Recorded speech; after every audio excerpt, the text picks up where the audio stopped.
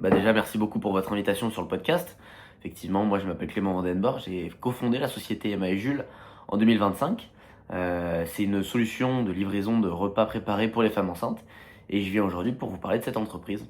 Effectivement, cette idée, elle n'est pas sortie de notre chapeau, hein. À la base, avec mes associés, on avait prévu de lancer une marque de vêtements de running, une marque de vêtements de sport qui se voyait se différencier par ses couleurs flashy et fluorescentes.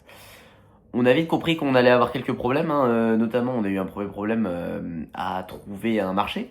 On savait pas vraiment comment se positionner, on voulait avoir une marque de vêtements assez haut de gamme mais à la fois qui touchait un public jeune par rapport à nos couleurs fluo, donc on avait du mal à se placer mais également à se différencier, hein. On a voulu se placer dans un marché où il y a déjà des géants qui sont positionnés dessus, et donc se différencier sur un marché qu'on aurait espéré avoir trouvé alors qu'on n'était pas sûr qu'il existait. On a préféré se réorienter un petit peu voilà, trouver un projet qui serait entrepreneurialement plus durable pour nous, et également trouver un sujet qui serait plus impactant sociétalement parlant. On a essayé de se pencher sur un sujet qui était peut-être sociétalement parlant un peu plus impactant, et donc on s'est penché sur le sujet des femmes enceintes, et on est allé à leur rencontre pour discuter un petit peu avec elles des différentes difficultés auxquelles elles pouvaient faire face.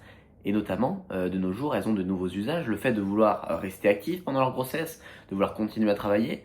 Et donc par rapport à ça, une difficulté que une grande partie d'entre elles nous ont confiée, c'était la difficulté liée à la nutrition. Le fait de pouvoir bien manger, d'avoir le temps de se préparer à manger et notamment de faire attention aux différents apports que leur repas pouvait leur donner. Et donc, on a décidé de lancer notre solution sur ce problème-là pour répondre à ce dernier. Et donc quand on a lancé notre solution, à la base, on n'était pas sur le même principe, hein, de distribution. On a voulu à la base avoir une acquisition client dans les pharmacies, hein, voilà, parce qu'on estimait que la pharmacie avait un côté rassurant pour les femmes enceintes et donc distribuer unité par unité de repas dans les pharmacies afin d'acquérir nos clients et après leur permettre de se faire livrer directement au domicile ou au travail un repas à l'unité et à l'unité à chaque fois. On n'a pas trouvé réellement notre marché. En discutant avec nos clientes, on s'est rendu compte que la pharmacie, c'était pas une méthode de consommation alimentaire qui était déjà adoptée, donc c'était pas naturel pour elles. Et en plus de ça, on s'est rendu compte que financièrement parlant, on n'était pas vraiment viable à livrer des repas unitairement par unitairement.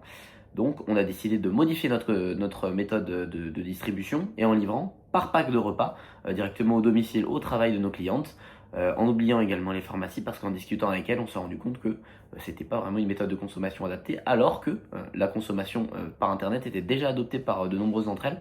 Ouais, je pense que ces difficultés nous ont fait grandir, hein, globalement. Le fait de ne pas trouver son marché ou alors de ne pas être économiquement viable, c'est quelque chose qui peut arriver dans toute activité entrepreneuriale et c'est là qu'on peut se rendre compte que le fait de savoir pivoter au sein de son activité, c'est quelque chose qui peut complètement sauver son projet.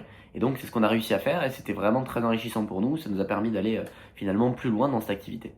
Oui, sur le plan personnel, moi ce projet il m'a conforté sur l'idée que je me faisais de l'entrepreneuriat.